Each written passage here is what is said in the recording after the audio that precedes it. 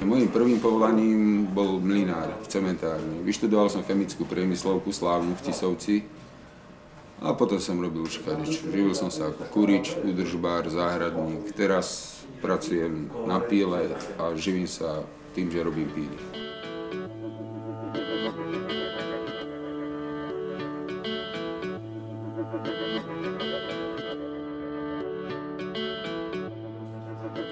Prvý zážitok s malovaním si pamätám veľmi dobre.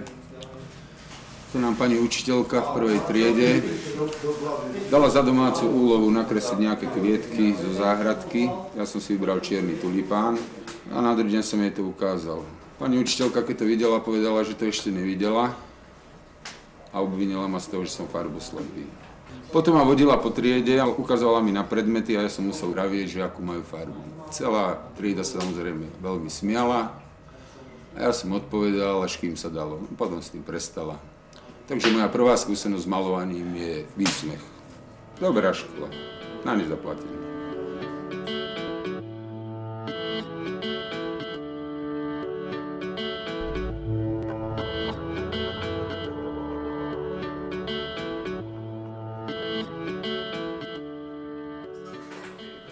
Čo sa týka menších plastík, tak tie som v podstate robil, odkedy som sa venoval malovaniu.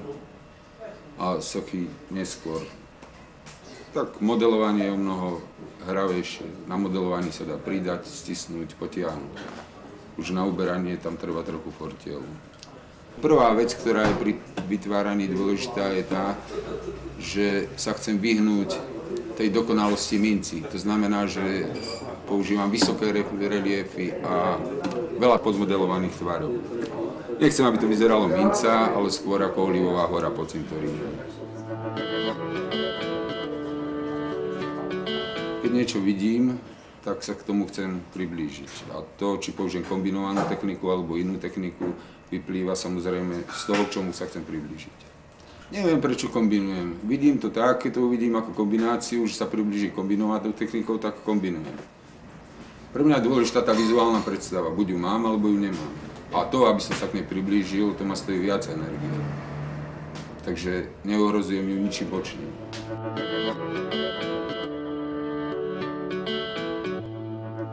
Prvé interiéry, to si pamätám, to som začal robiť niekedy v 80. rokoch. Začalo to akože dekorácie na steny, potom už rozmernejšie malby, potom reliefy a neskôršie aj komplexné riešenie.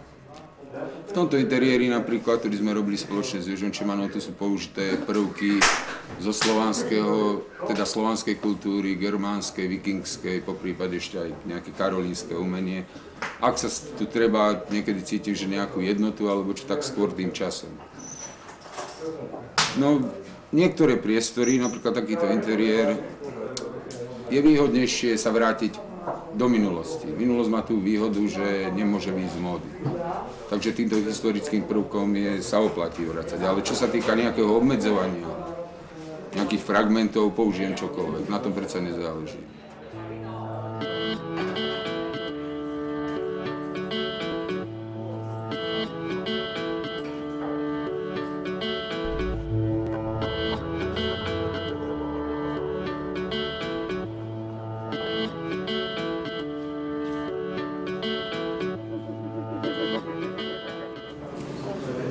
Toto zádverie, ktoré je za vstupnými dverami, strážia dve sovy.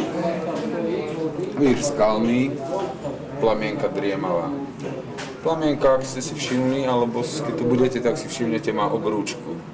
Oni predsa len tu žijú spolu, tak aby ľudia vedeli, že sú na poriadku, že nežijú len tak na hromade. Farby v interiéroch nie sú viac ponuré ako pastelové. Sú pastelové a tá ponurosť sa do nich dostala. To je moja ponurosť. Svoju ponurosť som objavil v 93. na jar a ujal som sa jej. No jednak preto, že bola moja a jednak preto, že my, čo nie sme obdarovaní temným charakterom, my si musíme vážiť každú ponurosť. No ale keď je ponurosť brávaná vonku pravidelne, zvyknutá, že má dostatok priestoru, potom je ponurosť veľmi hravá. Dokáže sa schovať aj do pastelových farieb.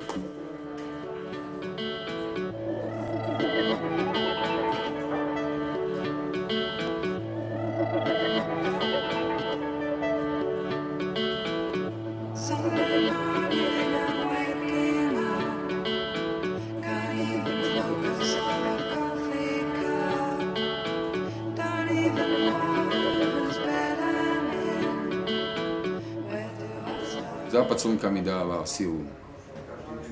Keď sa mi podarí, že stihnem západ slnka, potom celý večer som optimistický a môžem pracovať až do noci. Ak skončím v noci s prácou, tak to nie je kvôli únave, ale je to skôr preto, že na druhý deň mám povinnosti. No a ak nestihnem západ slnka, stačí mi pár minút, ale ak ho nestihnem, tak to mám problém. To ma potom zachváti ukrutný smutok. Niekedy to zvládnem, niekedy nie. Keď to nezvládnem, tak to sa musím zavrieť do skrine. Tam za kabátom už sa mi potom uľaví.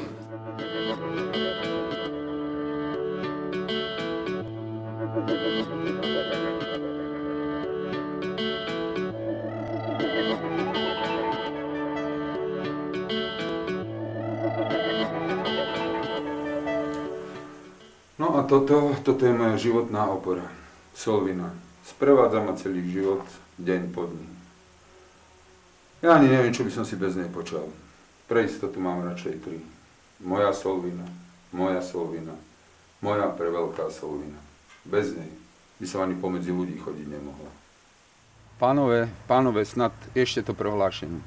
Môžu? Vážení přátelé, já nežiju v Banské Bystrici, já žiju v Brně, jsem herec s vlastním jménem Milan Stejskal. Na Slovensko jsem přijel kamarádům zahrát roli dělníka, malíře do jejich nového filmu. Jestli se vám ta smyšlená postavička zalíbila, prosím, napište. Pište na adresu Milan Stejskal, Tučkova 22.